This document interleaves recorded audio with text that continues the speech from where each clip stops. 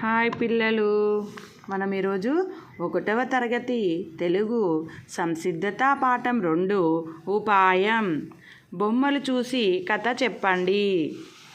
ఇక్కడ చూడండి, బొమ్మలు ఉన్నాయి కదా. ఎన్ని ఉన్నాయి? 1 2 3 4 బొమ్మలు ఉన్నాయి. ఈ బొమ్మలో ఏమున్నది చూడండి. ఏం జంతువులు ఉన్నాయిరా?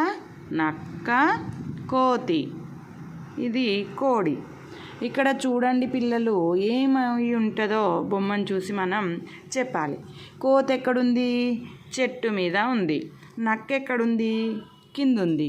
ఈ నక్క ఏం చేస్తుంది చూడండి, కోడిని సంచిలో వేసుకుంటుంది. అంతేనా? ఇది అంతా చెట్టు పైనుండి కోతి గమనిస్తుంది.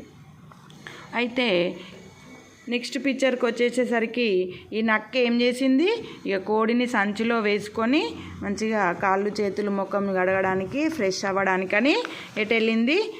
సంచిని ఇక్కడ పెట్టేసి చెరువు దగ్గరికి వెళ్ళింది. వెళ్తే అప్పుడే కోతి ఏం చేసింది? కోతి చెట్టు కింద నుండి వచ్చి నక్క అటు పోయింది చూసి చెట్టు కింద నుండి వచ్చి ఏం చేసింది? కోడిని తప్పిచ్చేసింది సంచిలో నుండి. అరే మరి కోడిని తీసేసింది కదా, తర్వాత ఏమైందో చూద్దాం. నెక్స్ట్ పిక్చర్కి వెళ్ళండి. నక్క ఇక్కడ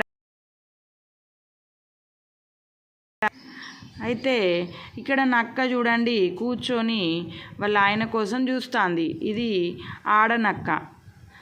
వంట చేయడానికి రెడీగా కుండ పెట్టుకొని దాంట్లో వాటర్ పెట్టుకొని మసల పెట్టుకుంటుంది. కోడిని తెస్తాంది కదా, మంచిగా కర్రీ వండుదామని ఇది ఎదురు చూస్తూ ఉంది. ఇక్కడ నక్క మూటను ఎత్తుకొని వస్తుంది. మరి మూటలో నుంచి కోడిని తీసేసింది కదా, దీంట్లో ఏం పెట్టి ఉంటుంది ఆలోచించండి. మూటను తీసుకొని వస్తుంది. వచ్చి ఇక్కడ నెక్స్ట్ పిక్చర్కి వెళ్ళిపోదాం.